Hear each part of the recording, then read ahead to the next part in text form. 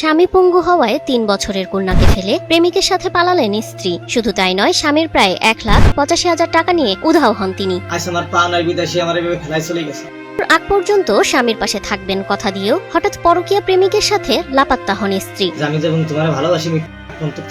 ৩ বছরের কন্যা সন্তানকে নিয়ে এখন দিশেহারা স্বামী রাজ্জাক শেখ। ৫ বছরের সংসার জীবন ছেড়ে স্ত্রীর হঠাৎ পালিয়ে যাওয়া মেনে নিতে পারছেন না তিনি।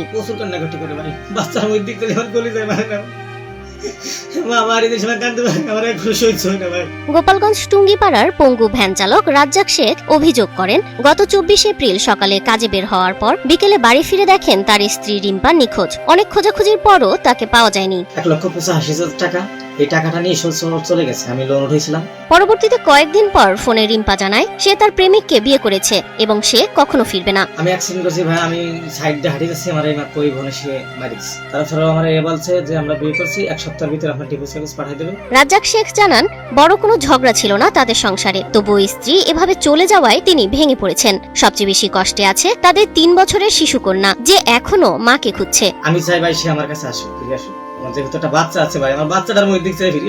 স্থানীয়দের ভাষ্যমতে দুর্ঘটনায় একটি পা হারানোর পরও কঠোর পরিশ্রম করে সংসার চালাচ্ছিলেন রাজ্জাক। তবু সেই সংসারে নেমে এলো এই বিপর্যয়। কলায় চলে গেছে, সব জিনিসপাতি যা যা ছিল নেওয়ার মতো সব নিয়ে গুছিয়ে সব চলে গেছে, কিচ্ছু রেখে যায়নি ছেলেটার জন্য। আর ঘরে ছিল চেন কানেরটা আর ৫০,০০০ টাকা উঠে এনে দিছি এনজিও থেকে, সেটাও নিয়ে গেছে। খুব কষ্ট করে কামাই আর এই করছে, ভালো লাগছে। এ ঘটনায় টুঙ্গিপাড়া থানায় সাধারণ ডায়েরি করেছেন ভুক্তভোগী স্বামী। পুলিশ জানিয়েছে বিষয়টি তদন্ত করে প্রয়োজনীয় ব্যবস্থা নেওয়া হবে। কিন্তু প্রশ্ন এখন সবার মনে, ভালোবাসায় কি মানুষ এতটাই বদলে যায় যেখানে ফেলে যাওয়া যায় নিজের সন্তানকেও?